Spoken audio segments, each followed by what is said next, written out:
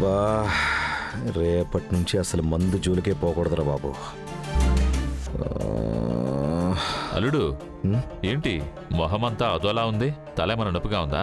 నాన్న అది తలనొప్పి కాదు నాన్న, బావకి ఒళ్ళు నొప్పులు. ఏమైంది? ఏంటి బావా, నన్నేమైనా టీ పెట్టి తీసుకురమ్మంటావా? దానికి ఇక్కడ నేనున్నాను కదా.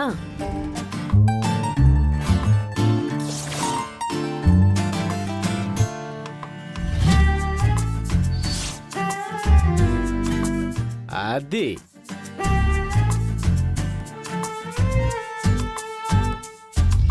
ఇదిగోండి టీ తీసుకోండి.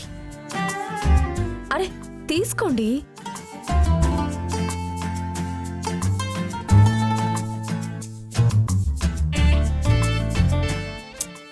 తీసుకోమంటుంటే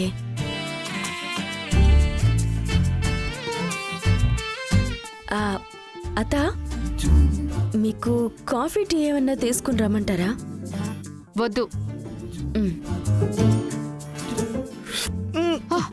రేయ్ రవి, చూసండి కాలుతుంది.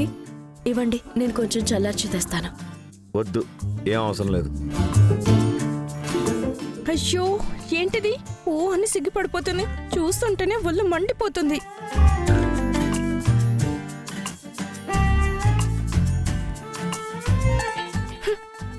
బంగారు ఎలా సిగ్గుపడుతుందో చూడరా.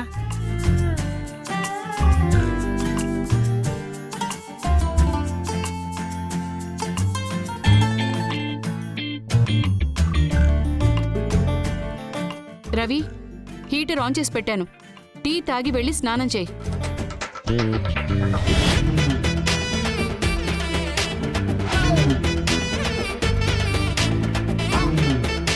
మీనా, ఏమైంది నీ కొడుక్కి? ఎందుకు అలా ఉన్నాడు? అలాంటిదేం లేదన్నయ్యా. అసలు అసలు ఇక్కడున్న వాళ్ళు వాడిని ఎక్కడ ప్రశాంతంగా ఉండనిస్తున్నారు? ఆ టెన్షన్లో అలా ఏమైనా ఉన్నాడేమో. శామ్ అడిగినట్టు ఏమైనా జరిగిందా? జరగలేదే. తన దగ్గరకైతే వెళ్ళాను, ఆ తర్వాత నాకేమీ గుర్తు రావట్లేదేంటి. బంగారి ఇలారా.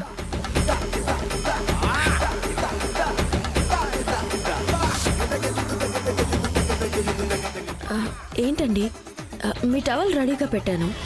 మీరు వాడే బాడీ వాష్ అన్నీ రెడీ చేసి పెట్టాను. అత్తేమో హీటర్ ఆన్ చేశారు. మీకు ఇంకేమైనా కావాలా? బంగారి, ఏం జరిగింది? నిజం మాత్రమే చెప్పు. ఏం జరిగిందంటే? బంగారి, నన్ను టెన్షన్ పెట్టుకో. నిన్న నైట్ ఏం జరిగింది?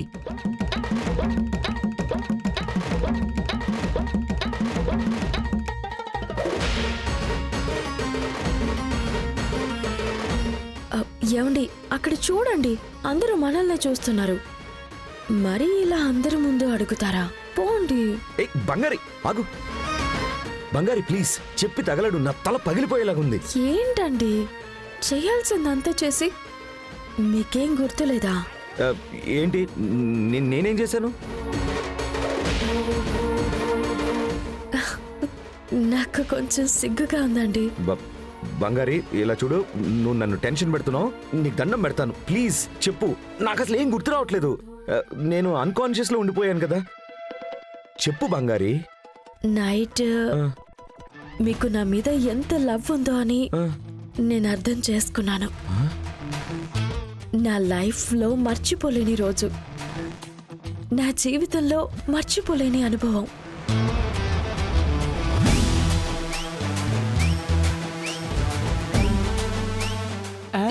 చెయ్యమరే. ఏయ్, మన మధ్య ఏదైనా ఇంతగా చెప్తున్నా కూడా అర్థం చేసుకోరా? అన్నీ ఎక్కడ వివరించి చెప్పును. పోండి. ఏంటి, ఏదేదో వాగేసి వెళ్ళిపోతుంది.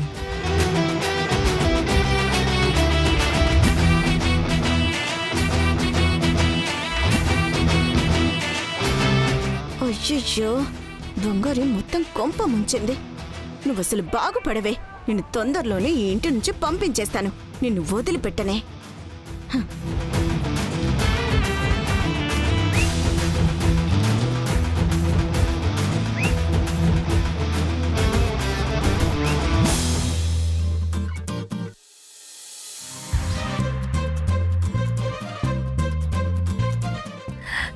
సిగ్గు పూబంతి ఇసిరే సీతామాలచ్చి ముద్ద సింగర్ రావే వే మీ నిన్నే రావే. చెప్పవే. నువ్వు నన్ను వే అంటే నేను కూడా వే అనే కదా అనాలి. నువ్వెందుకు రవి రూమ్ లో పడుకున్నావు? హలో మేడం, రవి రూమా? నా రూమ్, మా రూమ్. ఎవరు చెప్పారు? నువ్వేంటి తన వైఫా?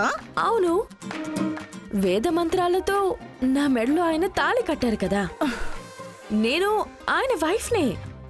మరి నీలా ఏయ్ ఏయ్ సౌండ్ తగ్గించు. నీకు ఒక చిట్టి స్టోరీ చెప్పనా?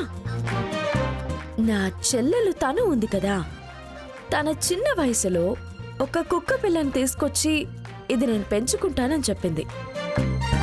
ఆ కుక్కకి టైసన్ అని పేరు కూడా పెట్టింది. కానీ అది మాకెవ్వరికి పెద్దగా నచ్చలేదు. దాన్ని వదిలేసి అని మేమందరం ఎంతగానో చెప్పాం. తనకి చాలా కోపం వచ్చేది. ఒక్కటే ఏడుపు మొదలుపెట్టింది. తినకుండా పస్తులు పడుకునేది. సరే కోపం తగ్గని ఎన్ని రోజులు పెంచుకుని అని వదిలేశాం. సరిగ్గా 2 రోజుల తర్వాత ఆ టైసన్ కుక్కకి రోగం వచ్చింది. ఒక్కటే వాసన. ఇంట్లో ఎవ్వరూ ఉండలేకపోయాము. ఇంట్లో అందరూ అంటే సరే, కానీ ఆ వాసనకి ముందు ముక్కు మూసుకుంది ఎవరో తెలుసా? మా చెల్లి తనునే. ఆ తర్వాత మేమెవ్వరం తనని అనాల్సిన అవసరం లేకుండా తనునే తీసుకొచ్చిన టైసన్ని వీధిలో వదిలేసింది. ఇదంతా ఎందుకు చెప్తున్నానంటే, మా ఆయన రవి ఉన్నారు కదా, ఆయన తీసుకొచ్చిన టైసనే నువ్వు. అవును, నువ్వు కాదు అన్నా నా దృష్టిలో నువ్వు టైసన్వే. నీ లక్షణం కొద్ది రోజుల్లో ఆయనకి తెలుస్తుంది. అప్పుడు ఆయన నిన్ను పోవే అని 4 తగిలించి వీధిలోకి తీసుకెళ్లి వదిలేస్తారు. ఏంటి రవి రూమ్ లోకి వెళ్ళి ఒక రాత్రి ఉంటే గెలిచాను అని అనుకుంటున్నావా? జరగదు. నువ్వనుకునేది ఏది జరగనివ్వను.